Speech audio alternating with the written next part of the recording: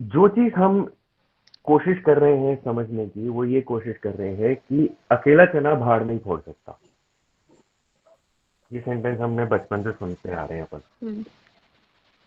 इसका ये मतलब होता है कि ऐसा। अगर आप अकेले काम करने की कोशिश करोगे तो आप सक्सेसफुल नहीं रहोगे। आपको इंटरनेशनल लेवल पे या रीजनल लेवल पे या नेशनल लेवल पे एक कोलैबोरेशन की जरूरत होती ही होती है।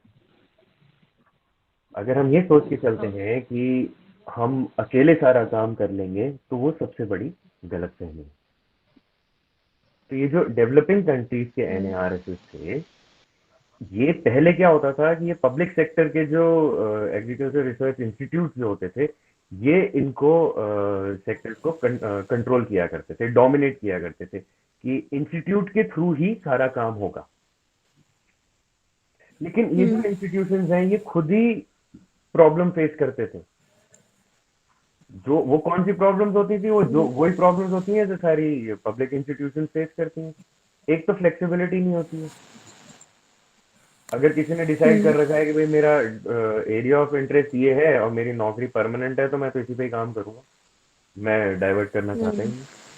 पॉलिटिकल इंटरफेरेंस बहुत होती है, तो आपको भी पता है। यस फिर सर। क्लाइंट की क्या डिमांड है, क्लाइंट की डिमांड का तो हमें पता ही नहीं है। भाई हमारे को तो हमारे काम से मतलब है कि हम जो हम्म। काम कर रहे हैं, हमारे को हमारा ही काम करना है, हमारे को क्लाइंट की डिमांड से कोई लेना देना नहीं। और सबसे हम्म। इंपॉर्टेंट, फंडिंग आते ही नहीं है। जब फंडिंग ही नहीं होगी तो तुम रिसर्च कैसे करोगे? हाँ। ठीक है ना? So it is imperative that these institutional weaknesses be addressed. The global research system will not be effective without strong NARI. अगर इंस्टीट्यूट ही तुम्हारा स्ट्रांग नहीं है, वो ये सारी वीकनेसेस को झेल रहा है, तो जो ग्लोबल सिस्टम है वो गड़बड़ा जाएगा। जैसे वो कहते हैं ना कि बूंद बूंद से घड़ा भरता है। हाँ। और अगर एक भी बूंद अगर उसमें खराब निकली, तो वो पूरे पानी को खराब कर सकती है। वो ये ना कि हम्म। एक मछली पूरे तालाब को मछली। गंदा कर सकती है। वही सारी यस। चीजें हैं। हाँ। तो एक इनकी एक बहुत अच्छी पार्टनरशिप होनी चाहिए। किस किस के बीच में पार्टनरशिप होनी चाहिए? यूनिवर्सिटीज और प्राइवेट सेक्टर के साथ में। हम्म। ये जो प्राइवेट सेक्टर्स हैं ये आपके इनसाइड एंड आउटसाइड कंट्री दोनों जगह से होने चाहिए। Hmm. They also need to take more responsibility for generating technologies needed in their respective country. जिम्मेदारी लेनी पड़ेगी। हम्म। ठीक है? तो हाँ। इस पे जिम्मेदारी पे एक बात याद आई थी, वो मैं तुम्हें इसके बाद बताऊंगा। फिर they are well placed to carry out applied and adaptive research, to work on farming communities and identifying research needs for the future, to provide support to other institutions within the NARS, and to provide feedback and support to national development plans and policies. भाई, इनकी जो location है, यहाँ पर ये बैठते हैं, इनकी जो पोस्ट है, जिस टाइप के लोगों से ये मिलते हैं, जिस टाइप की इनके पास रिसर्च की रिक्वायरमेंट आती है, ठीक है, इनको पता है कि भाई हम लोग आने वाले टाइम पे हमारे को इस पर्टिकुलर रिसर्च के अंदर ध्यान देने की जरूरत पड़ेगी। इनको पता है एनएआरआईएस को कि हमारे को आने वाले टाइम पे इस पर्टिकुलर टेक्नोलॉजी को डेवलप करने की जरूरत पड़ेगी। इनको अच्छे से पता है कि अगर हमारे पास एक पर्टिकुलर चीज की रिक्वायरमेंट आ रही है बार बार, तो हम हम्म। उसको पॉलिसीज में और प्लान में कन्वर्ट कर सकते हैं। गवर्नमेंट को हम बोल सकते हैं कि भैया इस पर्टिकुलर रीजन के अंदर इस पर्टिकुलर इशू को बार बार फेस करा जा रहा है, इस कारण से आप प्लीज एक ऐसी पॉलिसी बनाइए जिससे कि ये इशू जड़ से खत्म हो जाए।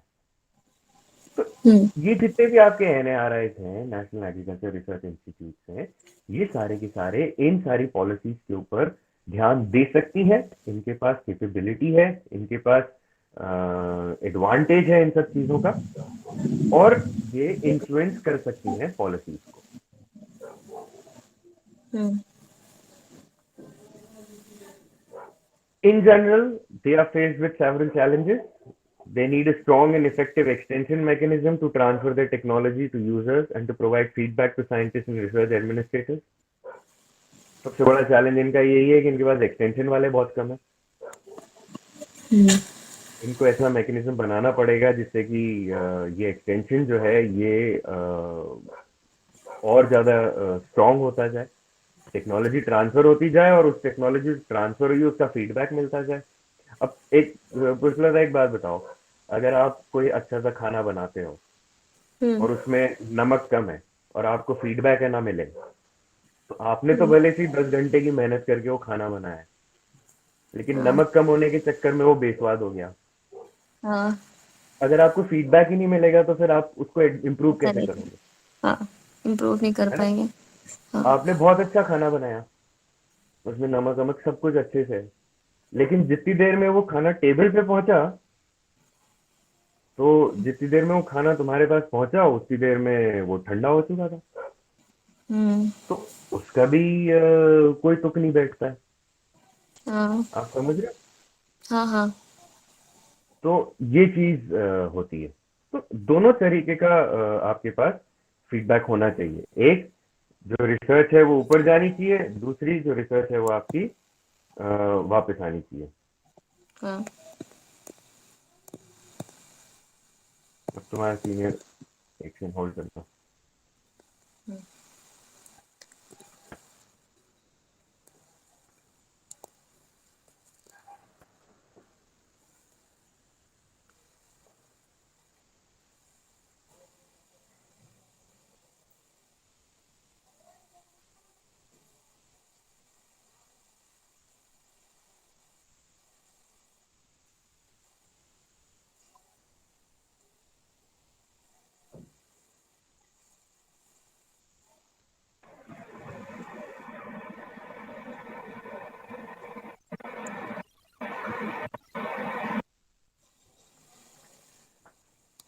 तो एनएआरआई जो है इनको ये वाली चीजों की प्रॉब्लम आ रही है। अगर ये अपने उसके ऊपर काम करेंगे, क्या बोलते हैं, फीडबैक सिस्टम के ऊपर अगर ये लोग ढंग से काम करना स्टार्ट करेंगे अपना, तो इनको बहुत ज्यादा एडवांटेज होगा। अगर ये अपना फीडबैक सिस्टम के ऊपर काम करना नहीं करेंगे तो इनको आगे जाके दिक्कत हो जाएगी। हम्म अब क्या हो रहा है? सेकेंड चीज है, NARI should provide better support to private sector technology. Private sector के पास एक एडवांटेज ये होता है कि प्राइवेट सेक्टर के अंदर एक रिस्पॉन्सिबिलिटी बंधी हुई होती है। हम्म ठीक है ना? अगर तुमने काम किया तो तुम्हें काम का परिणाम मिलेगा, और नहीं किया तो तुम्हें नौकरी से निकाल दिया जाएगा। हाँ ठीक है? हाँ। अगर हम प्राइवेट सेक्टर को हेल्प कर रहे हैं, प्राइवेट सेक्टर अगर इंक्रीज करेगा, हेल्प करेगा, इम्प्रूव करेगा, तो वो ज्यादा रिसर्च से एसोसिएटेड चीजों के अंदर फंड भी कर पाएगा। अगर मेरी प्राइवेट कंपनी है, अगर मेरे को गवर्नमेंट की तरफ से शुरू के अंदर हेल्प मिल रही है और मैं इम्प्रूव कर रहा हूँ, अगर मैं इम्प्रूव कर रहा हूँ तो जब बाद में गवर्नमेंट सेक्टर को रिक्वायरमेंट होगी तो मैं फंडिंग भी दूंगा। हम्म ठीक है ना? तो हाँ। ये सारी जो प्रॉब्लम्स हैं, ये सारी एरियाज जो हैं, इसको ये जो एनएआरआई है, ये इनके ऊपर वर्क कर सकता है।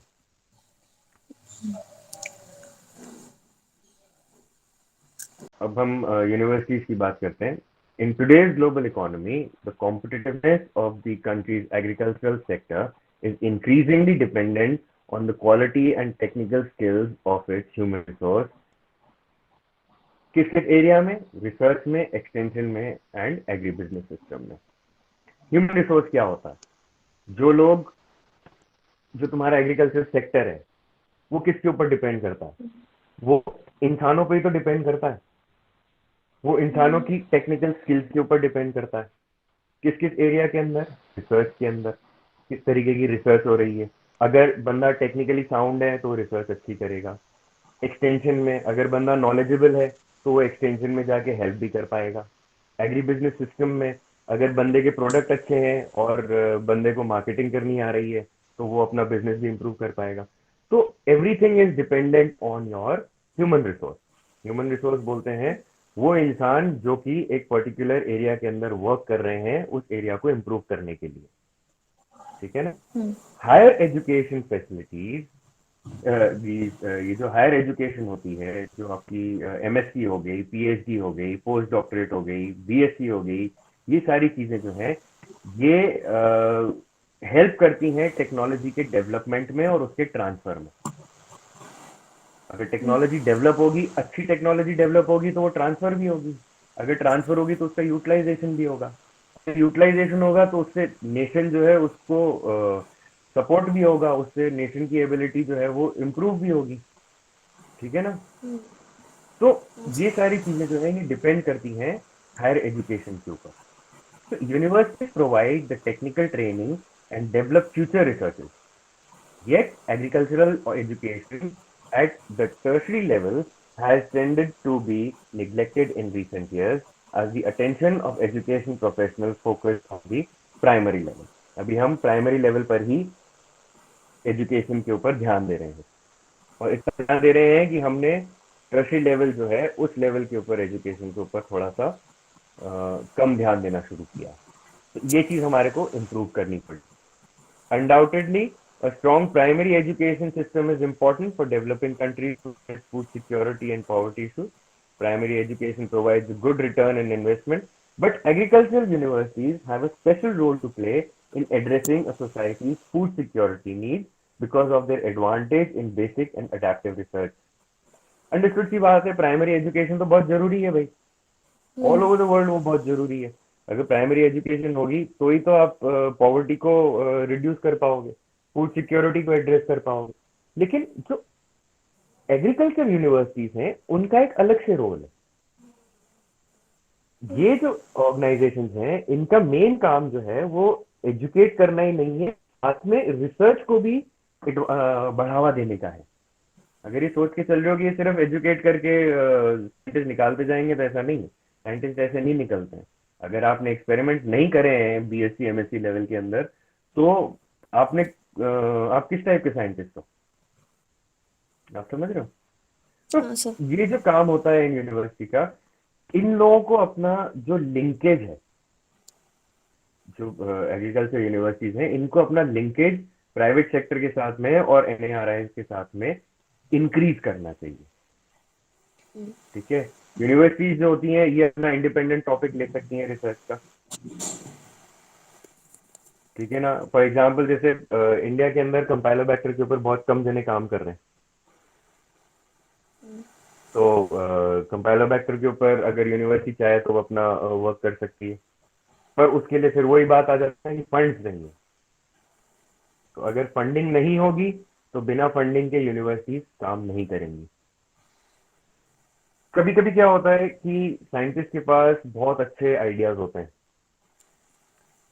लेकिन क्योंकि फंडिंग एजेंसी को लगता है कि वो जो आइडिया है वो उस पर्टिकुलर फंडिंग एजेंसी के गोल से एसोसिएटेड नहीं है, तो वो उसको फंडिंग नहीं करता है। तो इसका एग्जांपल अगर मैं दूं तो सपोज करो तुम लोग वेजिटेरियन हो और तुम्हारे को एक पार्टी देनी है और उस पार्टी के अंदर नॉनवेज बनना है, तो तुम लोग क्या कहोगे कि यार नॉनवेज बनने के लिए तो हम पैसा कैसे दे दें, खाना तो हमें नहीं है, तो हमारा गोल भी नहीं है। पर उससे ये है कि जिसको पार्टी देनी है वो जो पूरे ग्रुप को कोई एडवांटेज दे रहा है किसी टाइप का, है ना?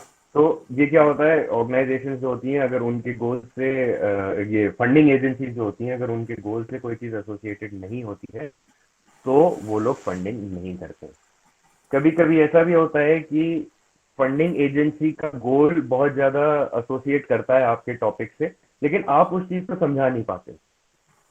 आपने जो रिसर्च प्रपोजल लिखा है वो रिसर्च प्रपोजल आप ढंग से ना बता पाते हो सामने वाले को, ना उसको समझ में आता है, और आप जो अपने की पॉइंट्स हैं सिर्फ वो बता दिए, लेकिन उसके एडवांटेजेस क्या होंगे ये नहीं बता पाए, तो आप वहां फंस जाते हो। आप समझ रहे हो? हाँ सर। तो इंस्टीट्यूट जो है इन सबको इनके अंदर ये सारी चीजों को ध्यान रखते हुए मैन पावर होनी चाहिए, और इससे ज्यादा समझदार लोग भी होने चाहिए जो कि इन सारी चीजों को समझते हुए अपना काम आगे बढ़ा सके। प्राइवेट सेक्टर देखते हैं अपन। हम्म, अब अपन प्राइवेट सेक्टर देखते हैं. The importance of private sector agricultural research in developing countries has grown in recent years, but varies with the level of each country's economic development, policy, environment, patents, and plant breeders' right legislation, and various market factors. Private sector जो है वो भी इसमें काम करता है, ऐसा नहीं कि प्राइवेट सेक्टर काम नहीं करता है, लेकिन प्राइवेट सेक्टर की खुद की भी बहुत सारी मुसीबतें होती हैं. अगर आपकी कंट्री की इकोनॉमिक डेवलपमेंट पुअर है तो हम्म, आपका प्राइवेट सेक्टर कैसे इंप्रूव कर सकता है, क्योंकि उसको फंड्स ही नहीं आएंगे. हाँ, प्राइवेट सेक्टर को फंड कौन करेगा, गवर्नमेंट ही तो करती है. गवर्नमेंट फंड कहाँ से करेगी? इकोनॉमिक डेवलपमेंट अगर गवर्नमेंट का अच्छा होगा तभी तो वहाँ पे फंडिंग अच्छी होगी.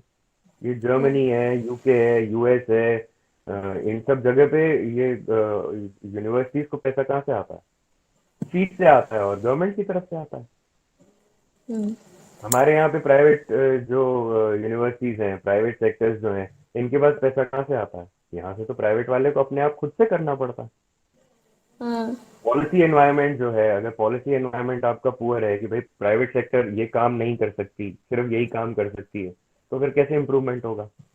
अब तुम देखो, हम्म, एक अपने रूल है कि कोविड-19 के ऊपर only BSL, BSL-3 organisation can work. अब अगर मेरे पास BSL-3 है, BSL होता है बायोसेफ्टी लेवल की, एक बायोसेफ्टी लेवल्स होते हैं लेबोरेटरीज के. हम्म, BSL-1 जो आपकी नॉर्मल लैब होती है, BSL-2 जिसके अंदर पैथोजन जो है वो ह्यूमंस को डिजीज कॉज कर सकता है सिवियर, लेकिन वो एयरबॉर्न नहीं होता है. और BSL-3 वो लेबोरेटरी होती है जिसके अंदर पैथोजन जो है वो ह्यूमंस के अंदर डिजीज कॉज कर सकता है सिवियर, लेकिन वो एयरबॉर्न हो सकता है. अगर वो एयरबॉर्न जो बैक्टीरिया है या पैथोजन है या वायरस है या फंगस है, अगर वो एयरबॉर्न है और आपने BSL-2 में उसके साथ काम करना स्टार्ट किया, तो वो तो हवा में निकल के 10 जनों को कंटेमिनेट करके डिजीज कॉज कर देगा, है ना भाई? तो हाँ उस सर, चक्कर में क्या होता है, गवर्नमेंट ने रूल्स बनाए हैं और वो रूल्स ये कहते हैं कि आप सिर्फ गवर्नमेंट ऑर्गेनाइजेशन के अंदर ही BSL-3 चीजों के ऊपर काम कर सकते हो, कुछ, सब पे नहीं, कुछ. ठीक है. हम्म, अब क्या हुआ, ये जो पॉलिसीज हैं, ये पॉलिसीज अगर बाहर की कंट्रीज जो है उसके अंदर ये पॉलिसीज के अंदर थोड़ा बहुत मॉडिफिकेशन है. अकॉर्डिंग टू देम ये जो आपके प्राइवेट ऑर्गेनाइजेशन हैं, ये BSL-3 के ऊपर वर्क कर सकती हैं एक लिमिटेड नंबर ऑफ माइक्रोब्स के ऊपर. इंडिया में ये जो नंबर है ये थोड़ा सा कम है, इसलिए प्राइवेट सेक्टर जो है वो इनके ऊपर ज्यादा काम नहीं कर पाता है. फिर आपके राइट्स हो गए, रूल्स हो गए, मार्केट फैक्टर्स हो गए, तो ये सारी चीजें जो है ये प्राइवेट सेक्टर को होल्ड करके रखती है. हम्म, ठीक है ना? So private sector research in germplasm improvement for food and non-food crop has been significant. इनका germplasm का जो improvement है food and non-food crops के ऊपर, ये काफी अच्छा हुआ है. इनका involvement natural resource management research जो है वो थोड़ा सा limited है. क्यों? क्योंकि high risk and non exclusiveness of the research results. सवाल तो ये है ना कि जो पे कर रहा है उसको ही का रिजल्ट मिलेगा कि जो बाकी जनता है उसको भी मिल जाएगा. So, but however, because of the funding problem facing public sector research in developing countries, the private sector will have to play an increasing important role in applied and adaptive research in future. As economics are transformed and agriculture becomes more commercialized and dependent on purchased inputs, the scope of for private sector research will increase. जैसे जैसे धीरे धीरे government sector को भी हमारे को समझ में आ रहा है कि भाई चीजें पॉसिबल नहीं हो पा रही हैं, बहुत सारी चीजें हम नहीं कर पा रहे हैं. वो खुद भी डिपेंड कर रहे हैं पॉलिटिकल इश्यूज के चक्कर में, तो वो लोग क्या कर रहे हैं, ये लोग प्राइवेट सेक्टर के ऊपर अब धीरे धीरे ध्यान बढ़ रहा है. इंडिया में भी प्राइवेट सेक्टर जो है वो धीरे धीरे करके इमर्ज हो रहा है. हम्म, फिर अब हम बात करते हैं, हम बात कर रहे हैं नॉन गवर्नमेंटल ऑर्गेनाइजेशन की. So numerous type of NGOs have proved effective in working at the farmer and community level. These organizations serve as intermediaries between disadvantaged rural households and research, donor, financial, and other organizations. Their flexibility, informality, social commitment, and participatory style are specially suited for the complex task of rural development aimed at elevating poverty, particularly in countries where special interests or political instability may render government and bureaucracies unresponsive to the need of poor. NGO काम कर रहे हैं. बहुत सारी countries ऐसी हैं जहां पर गवर्नमेंट ढंग से काम नहीं कर पा रही है. बहुत सारी कंट्रीज ऐसी हैं जहां पर पब्लिक प्राइवेट सेक्टर जो है वो प्राइवेट सेक्टर बहुत ज्यादा एडवांटेज ले रहा है. अफगानिस्तान अगर तुम देख लो, वहां पर गवर्नमेंट काम नहीं कर पा रही है ढंग से. पाकिस्तान की हालत तुम जानते ही हो क्या हो रखी है. अमेरिका की तुम देख रहे हो, वहां पे प्राइवेट सेक्टर जो है वो बहुत ज्यादा डोमिनेटिंग है ना. तो ये जो एनजीओ हैं ये बीच का काम करते हैं. इनका जो काम करने का तरीका है, जिस तरीके से काम करते हैं, जो इनकी कमिटमेंट का तरीका है, किस पर्टिकुलर एरिया के ऊपर काम करेंगे, जिस तरीके से ये काम करते हैं. कुछ एनजीओ तुमने देखा होगा घर घर जाके पोलियो की दवाई पिलाया करते थे. कुछ थे जो कि मार्केट में पोलियो के अगेंस्ट वो बताते थे लोगों को कि पोलियो ऐसा है, उसको दवाई पिलाने से कोई वो नहीं होता, बच्चों को एडवांटेज ही होता है. तो नुक्कड़ नाटक और ये सब चीजें. तो इनका काम करने का तरीका जो है ये बहुत अलग है. अब तुम गवर्नमेंट से तो ये एक्सपेक्ट नहीं करोगे कि वो नुक्कड़ नाटक करे. करना तो चाहिए गवर्नमेंट को भी, ऐसा नहीं है. प्राइवेट वालों से अगर तुम प्राइवेट वालों में नुक्कड़ नाटक करेगा तो वो फिर हंसी का पात्र बनने के चांसेस होते हैं उसके भी, है ना. तो ये एनजीओ जो होती हैं ये इस तरीके से बीच बिचाव का काम करती हैं. A few international NGOs have also become an important force in adaptive research and development at the global level, whereas local NGOs are becoming strong voices for rural people. In countries with severe political instability, NGOs may have a much stronger presence than other actors and are a valuable link in the research technology transfer continuum. They also have an increasingly important role in implementation of new technologies. सोचने की बात है, अगर political instability है किसी particular area के अंदर, तो वहां पे एनजीओ बहुत ज्यादा सपोर्ट करती हैं, बहुत ज्यादा हेल्प करती हैं. आई बात समझ में? फिर यहाँ खत्म करें.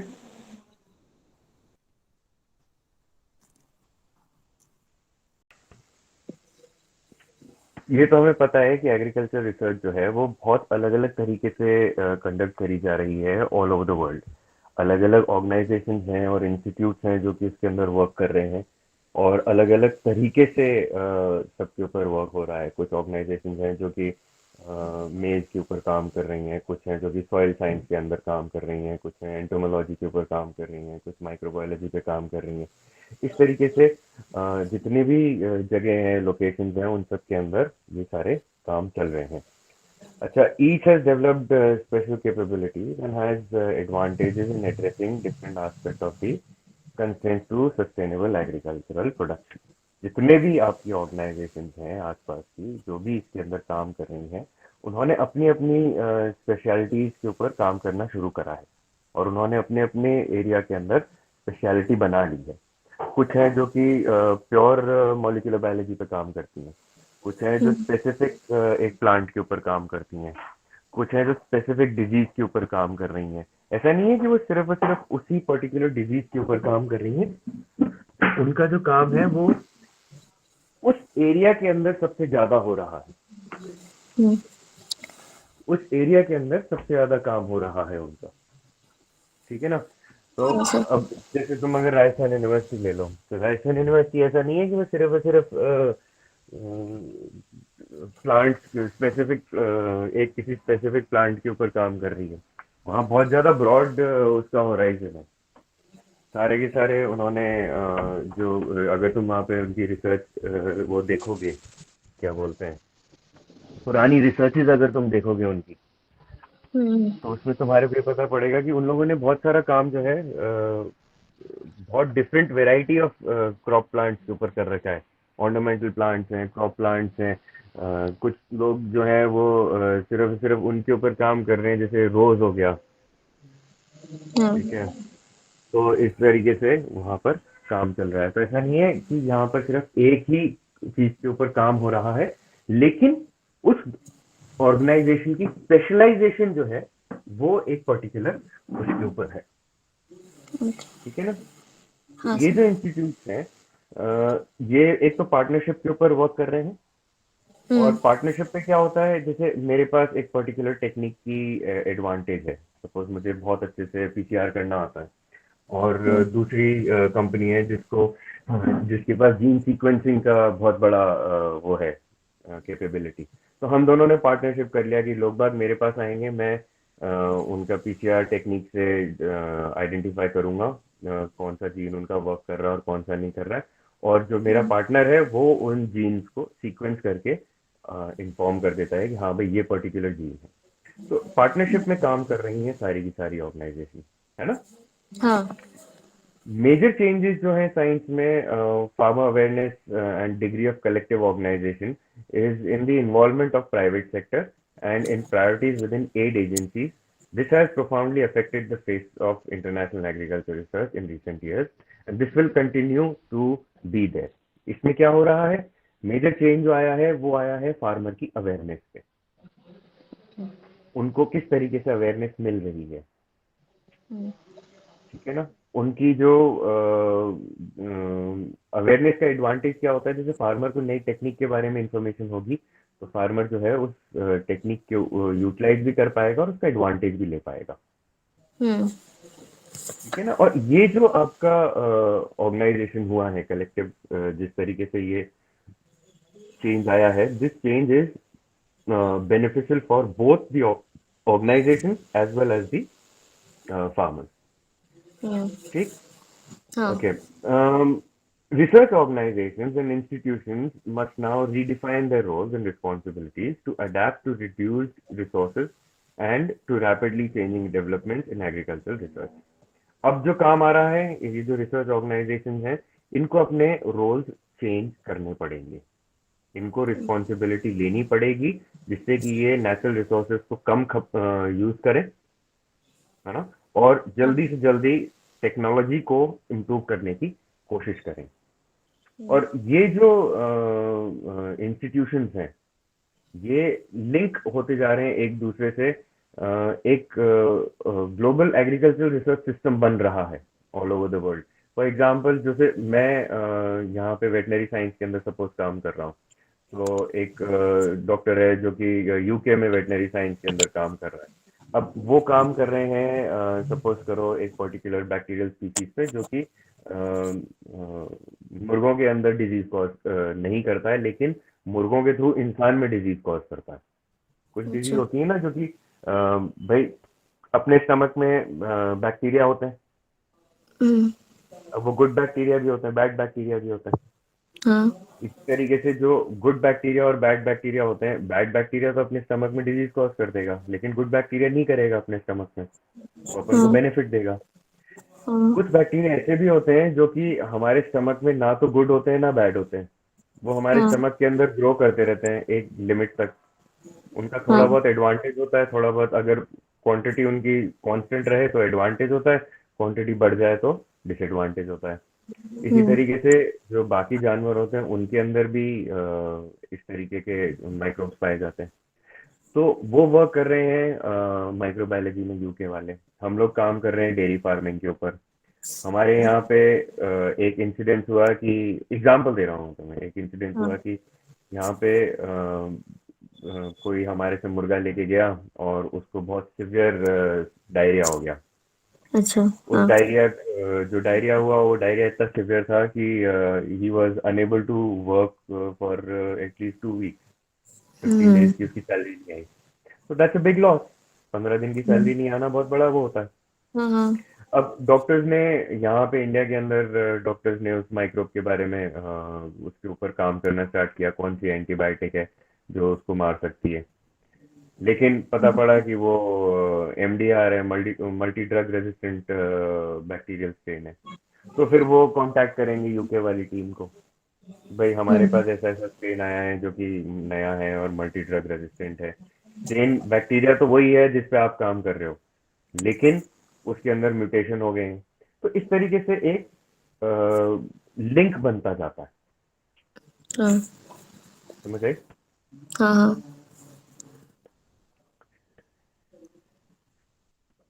Within this evolving system, each component will have to determine its comparative advantage to find to its niche and to develop the necessary partnerships with other components to maximize synergy, to reduce overlap and redundancy, and to respond appropriately to beneficiaries in a demand-driven system. जो चीज मैंने अभी तुम्हें समझाई, हाँ तीन चीजें थी। एक यूके में माइक्रोबायोलॉजी पे काम कर रहा था, यहाँ पे हम पोल्ट्री पे काम कर रहे थे, और जो हमारे हॉस्पिटल थे वो मेडिकल लाइन पे काम कर रहे थे। तो हाँ हमने अपने अपने एडवांटेजेस देखे। यूके वाले ने देखा कि वो माइक्रोबायोलॉजी पे मॉल बायो पे काम कर सकता है। हम लोगों ने देखा कि हम पोल्ट्री की कंडीशंस जो है वो इस तरीके से रखें जिससे कि वो डिजीज कॉजिंग बैक्टीरिया जो है उसकी क्वांटिटी कम हो। ठीक है। हम्म और जो मेडिकल सिस्टम है वो आइडेंटिफाई करने की कोशिश कर रहा है कि अगर इस बैक्टीरिया से डिजीज होती है तो उसको कैसे हटाया जा सकता है, कंट्रोल करा जा सकता है ना। तो हम्म इन सब में क्या हो रहा है कि हमने अपने अपने पार्टनरशिप करने की कोशिश करी। हमने सबसे पहले तो अपना निश ढूंढा, हमने वो एरिया ढूंढा जहां पर हम सबसे ज्यादा एडवांटेज में रह सकते हैं, उसको निश बोलते हैं। ठीक है। फिर हाँ किस तरीके से हम एडवांटेज दे सकते हैं, किस तरीके से हम सिनर्जीज को मैक्सिमाइज कर सकते हैं।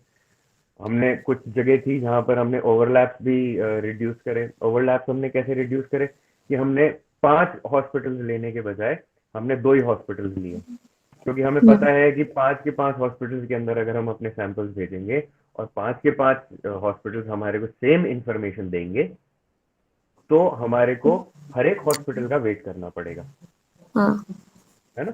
तो इससे हमने हाँ अपने इस तरीके से एक वेब बनता है। अब दिस में occur in a deliberate process from within the institute और through management mechanism at stakeholders and client demand. ठीक है ना। अच्छा, इसमें क्या हुआ, ये चीज जो है ये हम जानबूझ के कर सकते हैं। जैसे मैं पोल्ट्री वाला हूँ, मेरा यूके में भी कांटेक्ट है, हॉस्पिटल में भी कांटेक्ट है, तो मैंने उनको कंबाइन कर लिया, ज्वाइन करने में हेल्प करा। और ये हम्म हो सकता है कि भाई जो अपना लोकल मैकेनिज्म है, जो यहाँ पे पंचायत जो है और हॉस्पिटल मैनेजमेंट है, वो इस सिचुएशन को देख के, जैसे कि कोविड केस में हुआ है, कोविड केस हम्म में जो स्टेक होल्डर्स और क्लाइंट्स हैं, इनकी डिमांड को देखते हुए ये सारी चीजें हुई हैं, है ना। तो इस तरीके से क्या होता है, इस तरीके से जो टेक्नोलॉजी का जनरेशन भी होता है और टेक्नोलॉजी का ट्रांसफर भी होता है। ठीक है। The hmm major component of global agriculture research system are the National Agriculture Research System or the NARS. ठीक है। These hmm are belonging to both developing and developed countries, and they include your private and other NGOs also. ठीक है। साथ में international agriculture research centres भी हैं, IARC, ये भी सारे के सारे इसके अंदर इन्वॉल्व हैं। हम्म In 1995, developed country NARS accounted for about 48% of global research expenditure, with one third of scientists, while developing country NARS accounted for about the same proportion of expenditure, but nearly two-third of scientists. तो NARS जो है आपके national agriculture research system जो थे, 48% global research को donate कर रहे थे एक्सपेंडिचर वाइज। अच्छा ठीक है ना। इन लोगों ने बहुत सारे साइंटिस्ट दिए हैं हमारे को, इन लोगों ने बहुत सारा पैसा दिया है हमारे को। अच्छा, एक बात बताओ, रिसर्च कोई सस्ती तो होती नहीं है, रिसर्च बड़ी महंगी चीज होती है। हम्म अगर तुम्हारे किसी पर्टिकुलर उसके ऊपर रिसर्च करनी है तो तुम्हारे को फंड्स चाहिए, तुम केमिकल्स कहाँ से खरीदोगे। हाँ केमिकल्स खरीदने के लिए पैसा चाहिए, अपनी जेब से तो लगाओगे नहीं, तुम्हारे पास नहीं तो सिर्फ सैलरी आ रही है। हाँ तो वो पैसा कहाँ से आता है, वो पैसा जो है ये फंडिंग एजेंसीज देती है। अब ये हाँ फंडिंग एजेंसीज किसकी बनी हुई होती है, फंडिंग एजेंसीज गवर्नमेंट की बनी हुई होती है और प्राइवेट सेक्टर की बनी हुई होती है। हाँ इन दोनों को अगर लगता है कि हाँ भाई इस रिसर्च के ऊपर आगे जाके एडवांटेज होगा, तो ये उसके ऊपर फंड करती है।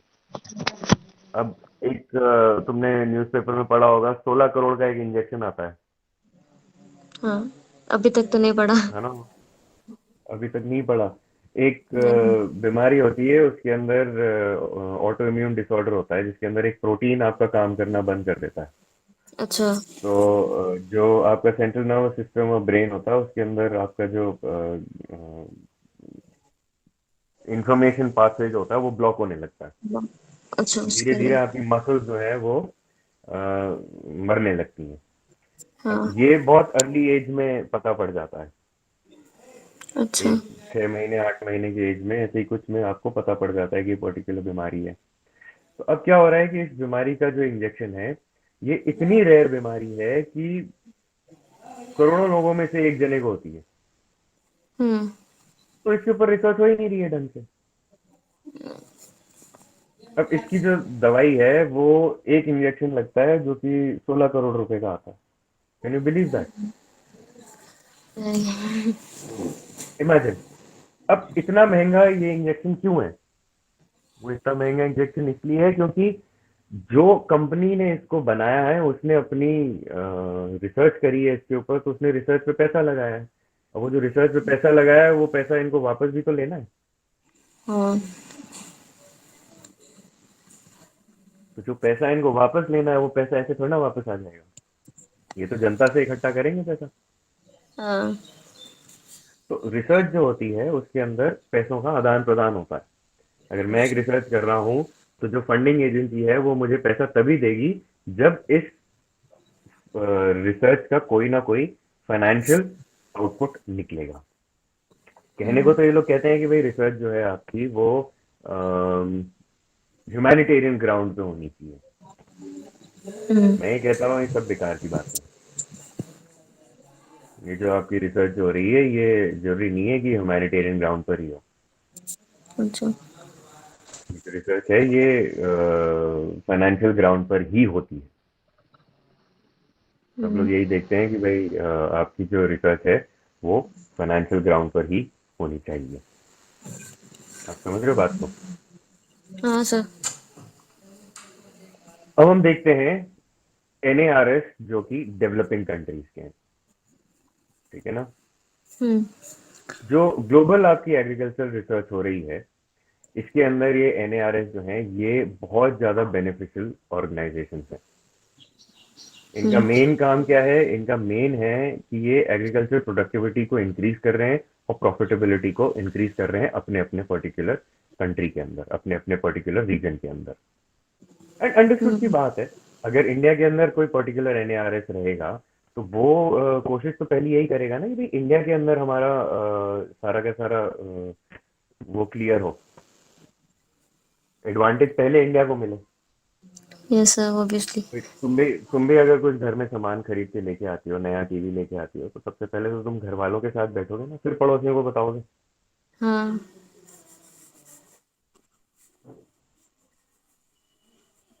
आफ्टर ऑल तुमने उसमें इन्वेस्टमेंट किया है इतना सारा। वही। Yes sir. है ना भाई?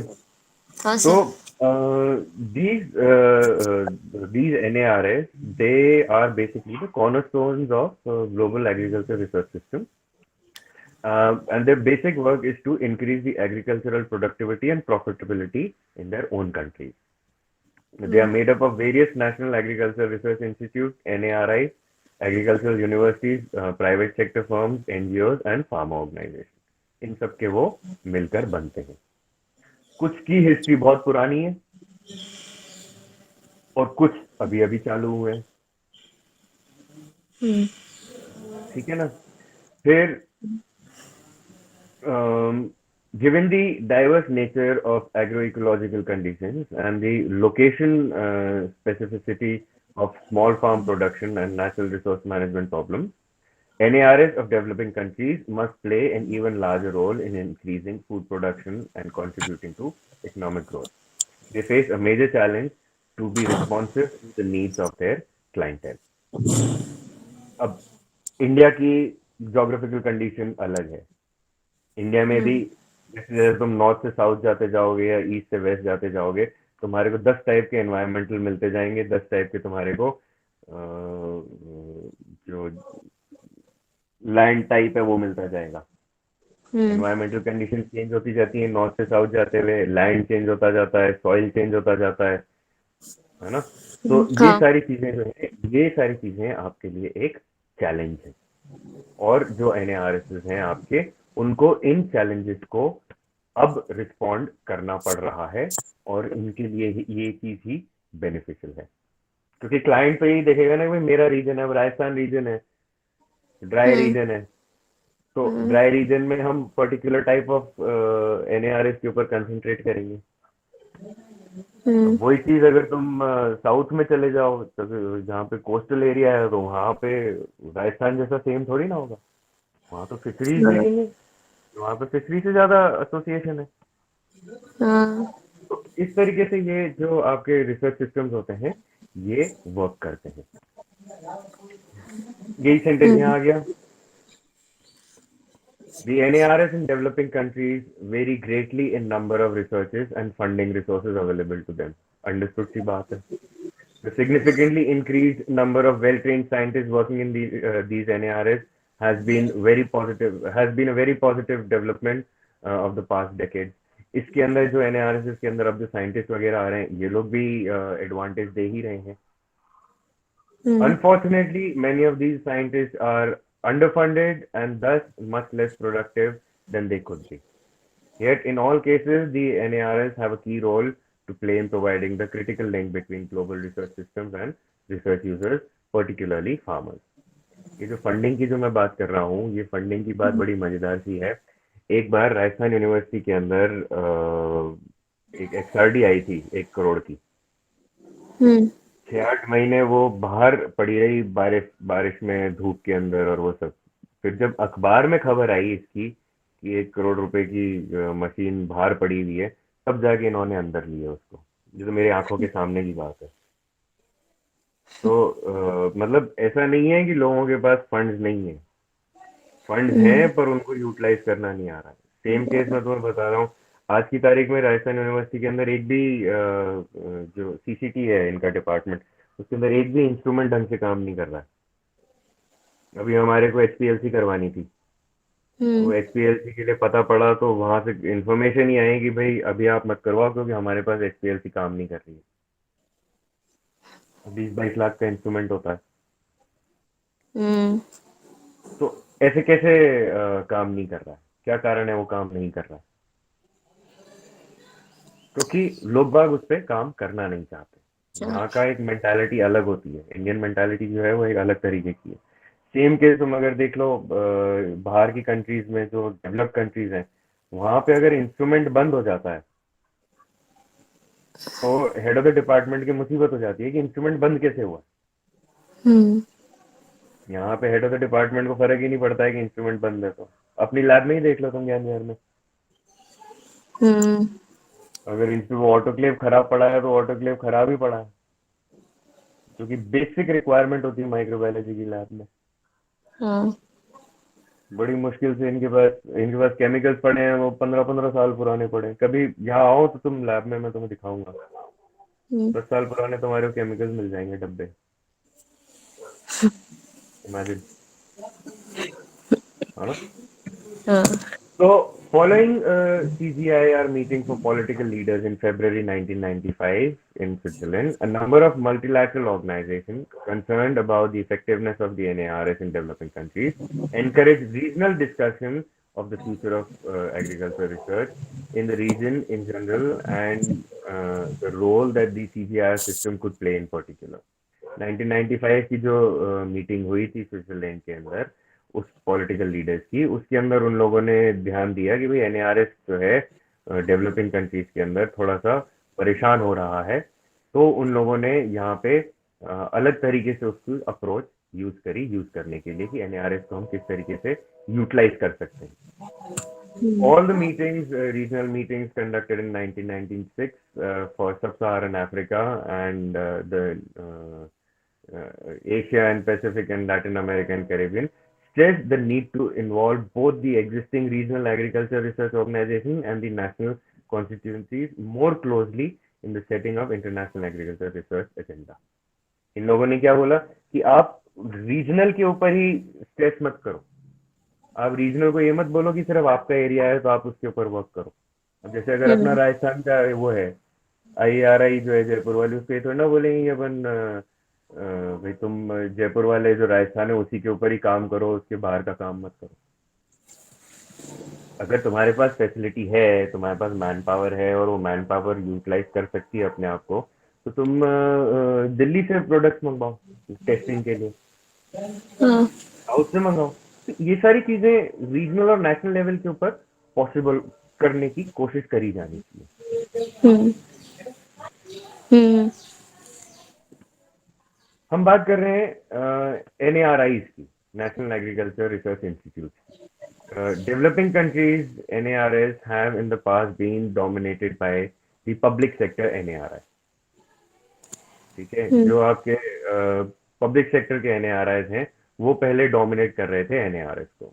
These institutions suffer from the weakness common to public institutions, including lack of flexibility, susceptibility to political interference, lack of responsiveness to client demand, limitations in funding and lack of infrastructure।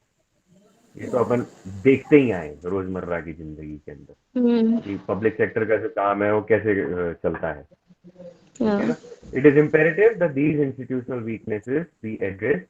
The global research system will not be effective without strong NARI। एक second hold करना। हम्म